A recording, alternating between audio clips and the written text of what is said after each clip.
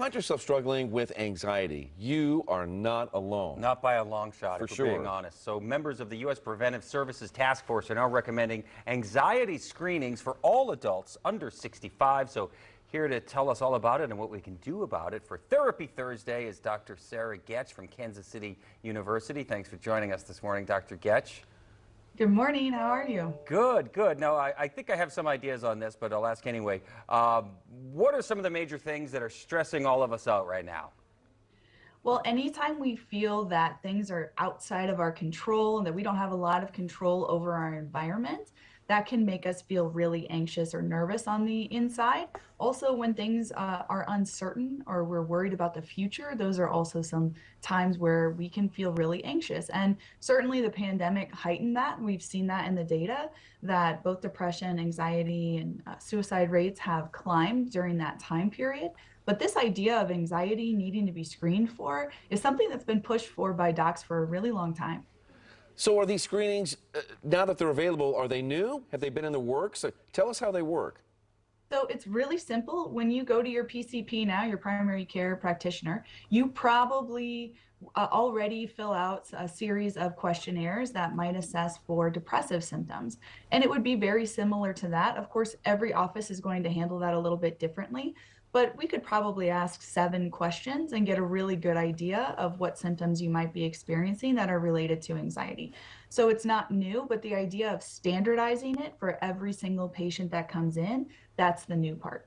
Okay. Yeah, and on the note of screening, I know everything we've heard, Dr. Getch, is that the last 3 years, they've been hard for everybody, but especially hard for children and young kids because for obvious reasons. You know, they were out of school, they were out of their routines, now they're back in school. So how would a screening process, what would that look like for kids?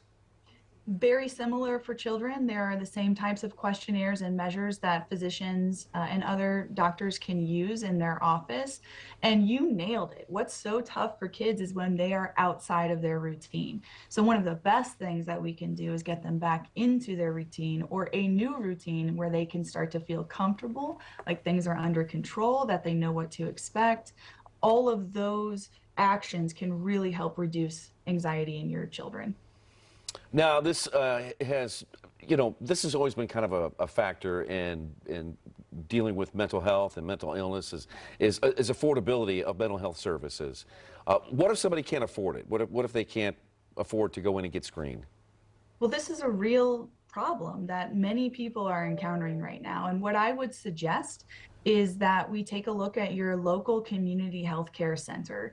Those centers often will offer services on a sliding scale fee or a no-pay fee if you qualify for those particular services and that type of payment schedule. So your local community health center can be really, really helpful. If you're a veteran, you can attend the VA. That's another option for you.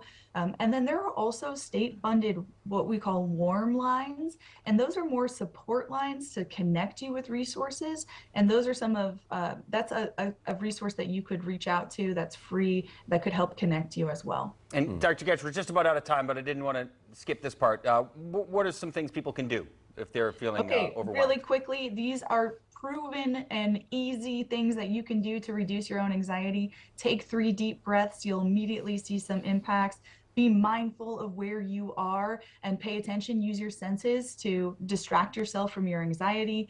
Be brave, confront what is making you anxious, and then also challenge some of those worries or negative thoughts that you might have about a situation with your own self-talk. So those are some really easy, simple things that you can do, and I promise you, you're going to see an impact. Dr. Sarah Getch with us here. Doctor, great to see you again. We will see you next month. Yes, sounds good. Thank you.